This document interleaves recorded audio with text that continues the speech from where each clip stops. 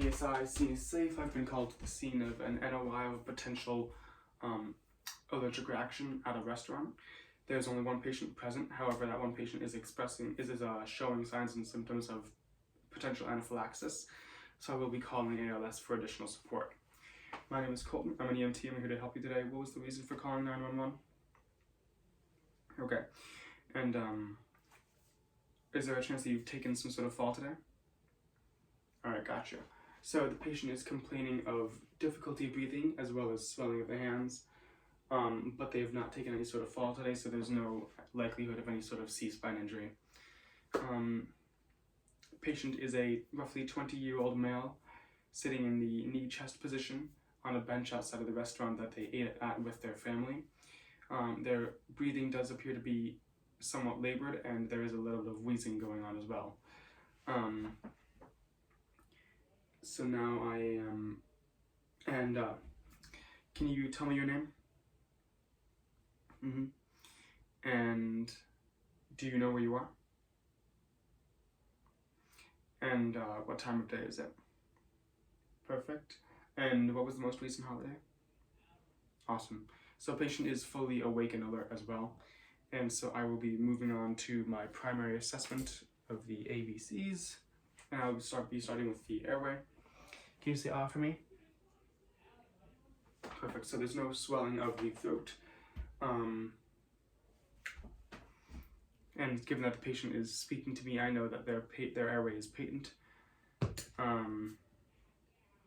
So I'm going to move on to assessing the breathing.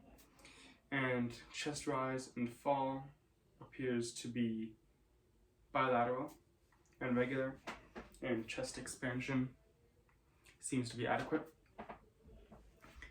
And so now I'm going to go ahead and move on to listening for lung sounds in 6 different places.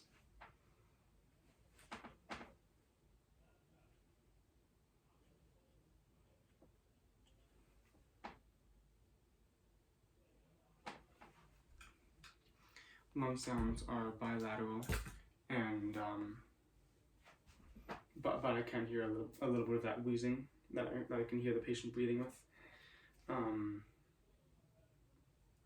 So now I'm going to be administering some oxygen at 10 liters per minute via non-rebreather mask, and then I will be moving on to assessing the patient's circulation, starting with their pulses, their radial pulses. Pulses are bilateral and strong, and so the condition of the skin is pink, warm, and dry. And I'm now going to check the voids for any bleeding that may be going on. And there is no bleeding going on. So I will be designating this as a high priority patient, given the fact that there are 2 body systems involved in the allergic reaction, and so that is indicative of anaphylaxis. And then I will also be updating the incoming ALS units with all of this information as well, the high patient status, as well as my primary assessment of the patient having having a patent airway, as well as bilateral lung sounds, bilateral pulses, and the fact that their skin is warm, pink, and dry. So now I'm going to to move on to the history taking process. Can you tell me when this all started today? Okay. And is there anything that makes it worse than it is? Gotcha. And in your own words, how would you describe what you're feeling? Alright. And does it radiate throughout your body at all? So if it starts in one place, does it move to another? Or does it just stay static where it started?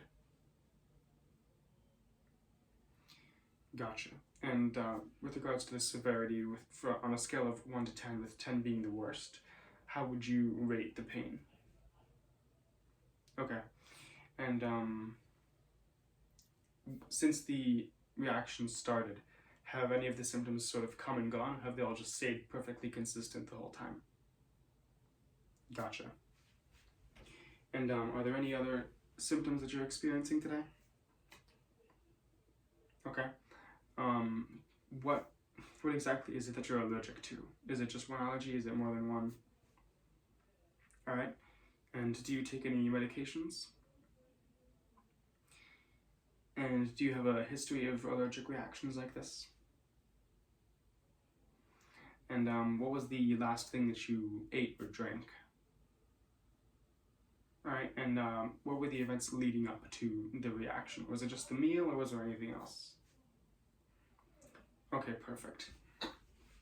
So I'm going to move on to assessing the patient's integumentary and respiratory systems, starting with the integumentary. As I said earlier, the skin condition is pink, warm, and dry. And so now I will be assessing the respiratory system. The breathing, once again, does seem to be fairly labored with some wheezing going on. And I'll be auscultating the lung sounds in 6 different places.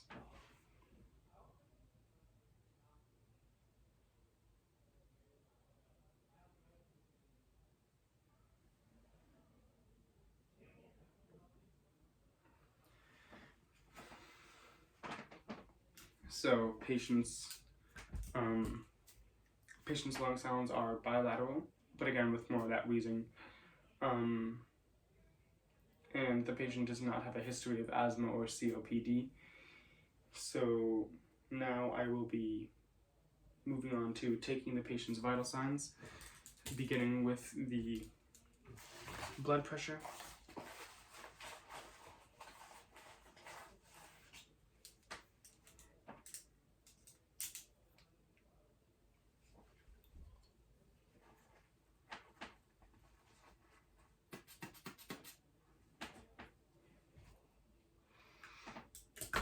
Patient's blood pressure is 93/58.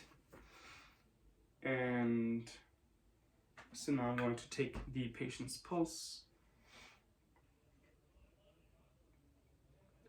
Patient's pulse is roughly 118 beats per minute, and respiration, and the pulse is strong as well.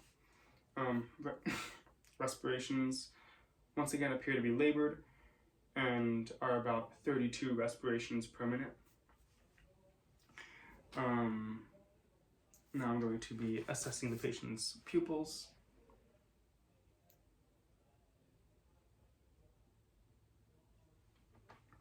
Patient's pupils have equal reactions to the light, equal reactions of dilation, and are equal in size.